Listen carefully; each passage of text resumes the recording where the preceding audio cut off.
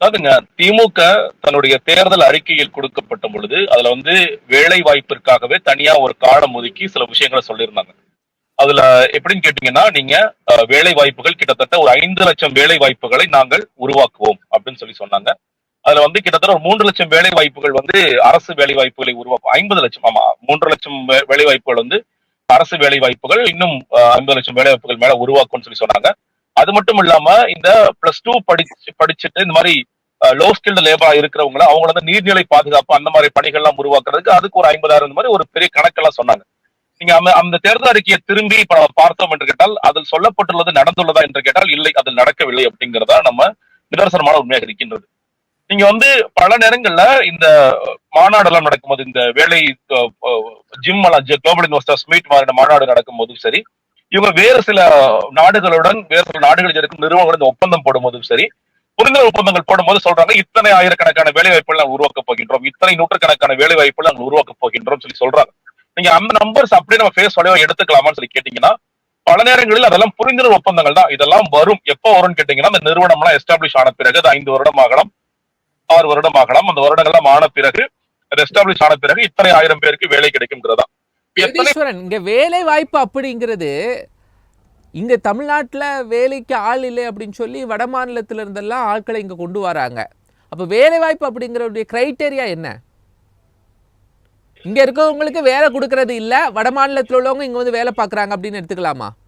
இல்ல, நீங்க அதுல என்னன்னா, நீங்க இப்போ நம்ம எந்த ஜாப் பேசுறோம், ஒயிட் காலர் ஜாப் பேசுறோமா, ப்ளூ காலர் ஜாப் பேசுறோமா, எந்த வேலைகளுக்கு நம்ம பேசுகிறோம் அப்படிங்கிறது ஒண்ணு. அதாவது படித்து விட்டு, தமிழ்நாட்டில் படித்து விட்டு நான் வேலை தேடிக் கொண்டிருக்கிறேன், நான் ஒரு இன்ஜினியரிங் கிராஜுவேட், நான் ஒரு ஆர்ட்ஸ் காலேஜ்ல படிச்சு முடிச்சிருக்கேன், எனக்கு வேலை கிடைக்குதா என்று கேட்டால் அவர்களுக்கான வேலை வாய்ப்புகளை ஒரு உருவாக்குவார்கள். இப்ப நீங்க இந்த குளோபல் இன்வெஸ்டர்ஸ் மீட்டோ இல்ல நீங்க வேறு சில நிறுவனங்கள் ஒப்பந்தம் போடுவது என்பது, நீ இவர்களுக்கான டிப்ளமா படிச்சிருக்காரு, இவர் இந்த டிகிரி முடிச்சிருக்காரு, இந்த கிராஜுவேட்டா இருக்காரு, அண்டர் கிராஜுவேட்டா இருக்காரு, இல்ல பிஜி போஸ்ட் கிராஜுவேட்டா இருக்காரு, இல்ல பிஹெச்டியா இருக்காரு, இவர்களுக்கான வேலை வாய்ப்புகளை நாங்கள் உருவாக்கிறோம் சொல்றதா ஒரு எல்லா கட்சியோட ப்ராமிஸாவும் இருக்கும். நீங்க இந்த ஸ்கில்டு லேபர் இல்ல லேபர் ஜாப்ஸ்க்கு எல்லாம் கண்டிப்பா யாரும் ப்ராமிஸே பண்றதே கிடையாது.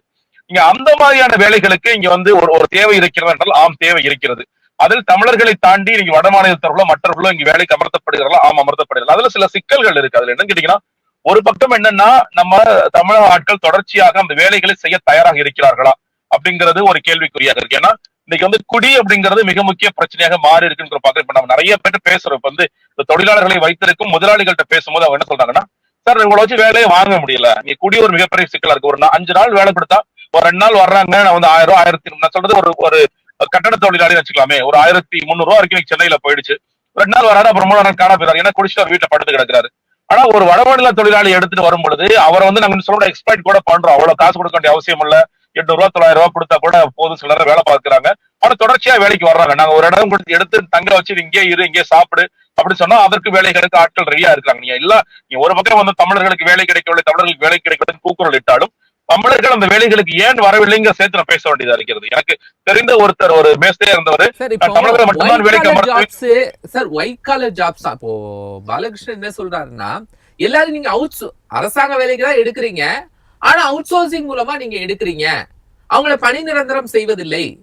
அவுட் சோர்சிங் மூலமாவும் ஒயிட் காலர் ஜாப்புக்கு தானே சார் அவங்க வேலை எடுக்கிறாங்க. அது செய்யுது. நீ இப்ப அவுட் சோர்சிங் முறையில இந்த மாதிரி அப்போ என்ன அவுட் சோர்சிங்ல வேலை எடுக்க கூடாது, கன்சல்டன்சி மூலமா வேலை எடுக்க கூடாது, எல்லாரையும் அரசு பணியாளர்கள் ஆக்கணும் அப்படிங்கறதா பிரதானமான குற்றச்சாட்டு. இல்லங்க, நீங்க அப்படி அரசு பணியாளர்களா ஆக்க முடியாதுல்ல. நீங்க ஏன்னா இன்னைக்கு இருக்கிற அரசு ஊழியர்களுக்கு மாநில செயலாளர் சொல்றது என்னன்னா, நீங்க ஏன் எல்லாரையுமே அவுட் சோர்சிங் மூலமா டெம்பரரி பேஸ்ல வச்சிருக்கீங்க அப்படிங்கிற கொஸ்டின் தான் அவர் எழுப்புறாரு. இல்லங்க, அதுதான் நீங்க அது ஏன் வச்சிருக்காங்கன்னு கேட்டீங்கன்னா, இன்னைக்கு இருக்கிற தொழிலாளிகளுக்கான ஒண்ணு இல்லைங்க.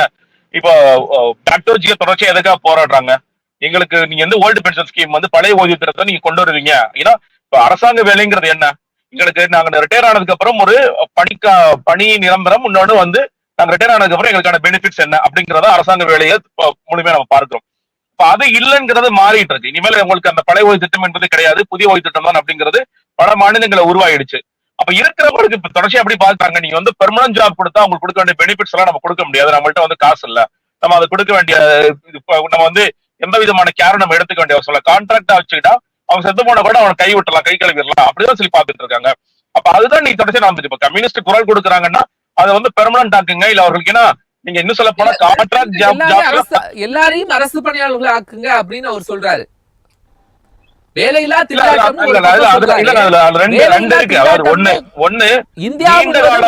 திண்டாட்டம் அவர் குற்றச்சாட்டு வைக்கிறார் சார். ஃபர்ஸ்ட் இந்தியா முழுவதும் வேலையில்லா திண்டாட்டம் இருக்குன்னு, அதுக்கப்புறம் இன்னொரு பேஸ்ல சொல்றாரு செவிலியர்கள் இந்த மாதிரி பணியாளர்கள் எல்லாம் அவுட் சோர்சிங் மூலமா எடுக்கிறாங்கன்னு சொல்றாங்க.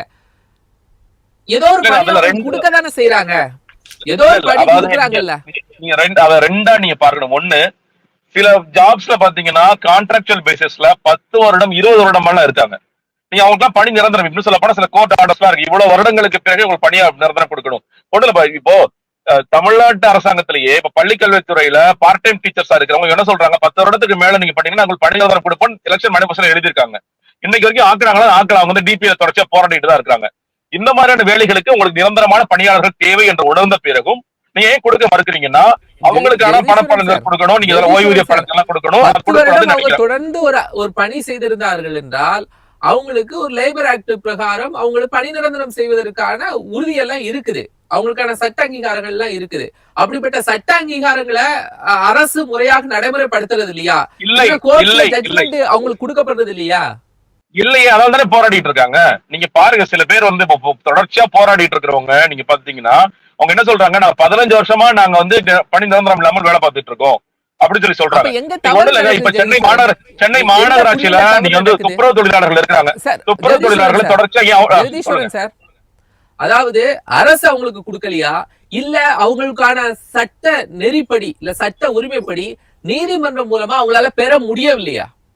இல்லங்க, எத்தனை வாட்டி நீதிமன்றத்துக்கு போறீங்க சொல்றீங்க இல்லையா? ஆட்டோமேட்டிக்கா நீங்க லேபர் லா சொல்றீங்க 10 வருடத்தில் இது மாறிவிட வேண்டும் என்று மாறுகிறதா என்று கேட்டால் இல்லை, மாறவில்லை. நீங்க அதனாலதான் என்ன சொல்றாங்க, இந்த சட்டங்களை பயன்படுத்தி அரசாங்கம் ஒரு இப்ப நீங்க இதே தேர்தல் அறிக்கையில திமுக எப்படி வாக்குறுதியை கொடுக்குறாங்க, அவங்க என்ன அடிப்படையில கொடுக்குறாங்க? 10 வருஷத்துக்கு மேல வேலை பார்த்துட்டாரு, அவருக்கு பணி நிரந்தரம் கொடுக்குறோம், இசை ஆசிரியர்கள் ஓவிய ஆசிரியர்கள் அவர்களுக்கு பணி நிரந்தரம் கொடுப்போம்னு எழுதியிருக்காங்க. ஏன் செய்யல?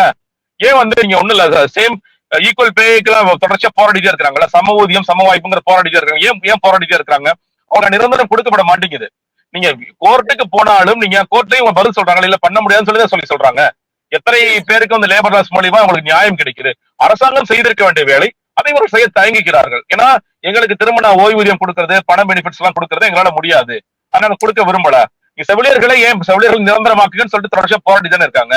டிஎம்எஸ் வளாகத்துல எவ்வளவு வாட்டி போராட்டம் நடத்திட்டு தான் இருக்காங்க. ஏன் அவங்க நிரந்தரம் செய்யறது இல்ல?